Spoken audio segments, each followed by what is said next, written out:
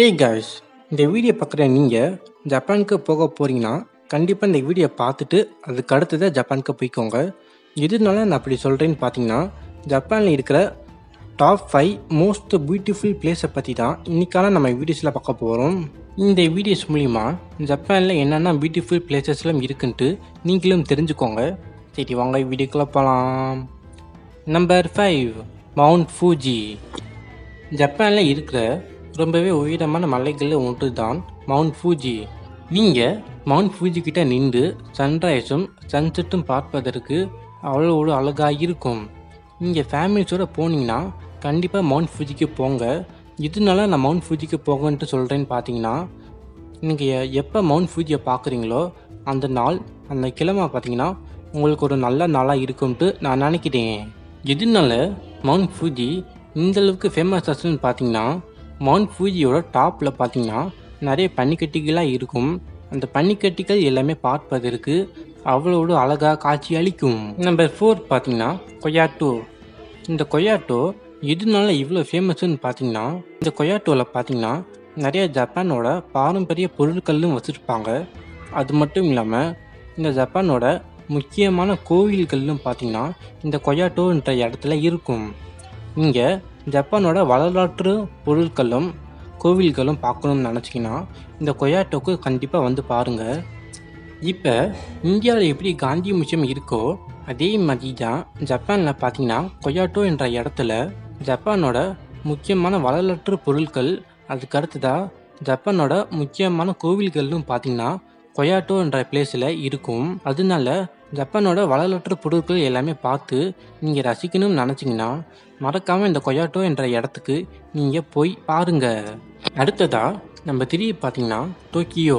Tokyo பார்த்தீங்கன்னா ஜப்பானோட ஒரு மிகப்பெரிய தலைநகரம்னே சொல்லலாம். டோக்கியோ எதனால இவ்வளோ ஃபேமஸ்ன்னு பார்த்தீங்கன்னா, ஜப்பானில் இருக்கிற அதிக தொழில்நுட்பம் எல்லாமே பார்த்தீங்கன்னா இந்த டோக்கியோ என்ற நகரத்தில் தான் இருக்குது. அது மட்டும் இல்லாமல் டோக்கியோ டவர், டிஸ்னி ஐலாண்ட் இது எல்லாமே பார்த்தீங்கன்னா டோக்கியோவில் இருக்குது. நீங்கள் ஜப்பானில் இருக்கிற டோக்கியோக்கு கண்டிப்பாக போனீங்கன்னா நல்லாவே ஃபன் பண்ணலாம், அதுக்கு நான் கேரண்டி. அடுத்ததாக நம்பர் 2 பார்த்தீங்கன்னா ஒக்கைடோ. இந்த ஒக்கைடோன்னா வேறு ஒன்றும் இல்லை, நீங்கள் அனிமலும் பார்த்துருந்தா உங்களுக்கு தெரிஞ்சிருக்கும். இந்த ஒக்கைடோன்ற பேர் பார்த்தீங்கன்னா நிறைய இடத்துல மென்ஷன் பண்ணியிருப்பாங்க. ஒக்கைடோன்றது பார்த்தீங்கன்னா ஒரு நகரம். இந்த நகரத்தில் பார்த்தீங்கன்னா அழகான பூக்கள், இயற்கையான மரங்கள், பச்சை பச்சைன்ட்டு புல்வெளிகள், அதுக்கடுத்ததாக பறவைகள், இந்த மாதிரி ஏராளமான இயற்கை காட்சிகள்லாம் பார்த்தீங்கன்னா ஒக்கைடோவில் இருக்குது. அது மட்டும் இல்லாமல் ஜப்பான்லேயே காய்க்கக்கூடிய ரொம்பவே முக்கியமான பூ ஒன்று பார்த்தீங்கன்னா அந்த ஒக்கைடோவில் தான் இருக்குது. அது என்ன பூன்னு பார்த்தீங்கன்னா சாக்குரா பூன்ட்டு சொல்லுவாங்க. நீங்கள் டோரிமான்னு பார்த்துருந்தா உங்களுக்கு தெரிஞ்சிருக்கும்.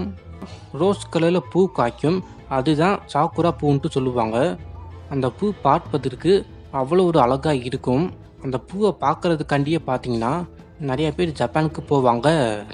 அடுத்ததாக நம்ம கடைசியாக பார்க்க போகிறது நம்பர் 1 ஹிரோஷிமா. ஹிரோஷிமான்றது பார்த்தீங்கன்னா ஜப்பானில் இருக்கக்கூடிய ஒரு நகரம். இந்த நகரத்துக்கு எதுக்காண்டி நீங்கள் போகணுன்ட்டு நான் சொல்கிறேன்னு பார்த்தீங்கன்னா, ஹிரோஷிமா என்ற நகரத்தில் பாம் விழுந்தப்ப ஜப்பான் மக்கள்லாம் எப்படி பாதிக்கப்பட்டாங்களோ அது எல்லாத்தையுமே பார்த்தீங்கன்னா ஒரு மியூசியம் மாதிரி ரெடி பண்ணி அந்த ஹிரோஷிமா என்ற நகரத்தில் பார்த்தீங்கன்னா வச்சுருக்காங்க. நீங்கள் ஹிரோஷிமா என்ற நகரத்துக்கு போனீங்கன்னா அந்த மியூசியத்தை நீங்கள் பார்க்கலாம். அந்த மியூசியத்தில் என்ன சொல்ல வராங்கன்னு பார்த்தீங்கன்னா, அதாவது ஹிரோஷிமாவில் எப்படிலாம் பாம்புகள் விழுந்துருச்சு, எதுனால விழுந்துருச்சு, ஜப்பான் மக்கள்லாம் எப்படி அஃபெக்ட் ஆனாங்க, எவ்வளோ பேர் இறந்து போனாங்கன்றத வரைக்கும் அந்த மியூசியத்தில் பார்த்தீங்கன்னா தெளிவாக போட்டு இருக்கும். நீங்கள் ஜப்பானுக்கு போனீங்கன்னா இந்த 5 பிளேசஸ்க்கும் கண்டிப்பாக போய் ஆகணும். ஏன்னா இந்த 5 பிளேசஸ் தான் ஜப்பானில் இருக்க ரொம்பவே முக்கியமான பிளேசஸ். அடுத்து எந்த கண்ட்ரிஸை பற்றி வீடியோஸ் போடன்ட்டு நீங்கள் மறக்காமல் கமெண்ட் பாக்ஸில் சொல்லிவிடுங்க. அதுக்கான வீடியோஸும் நம்ம சேனலில் போஸ்ட் போடுறோம். சரி, அடுத்த வீடியோஸ் சந்திப்போம். பாய்.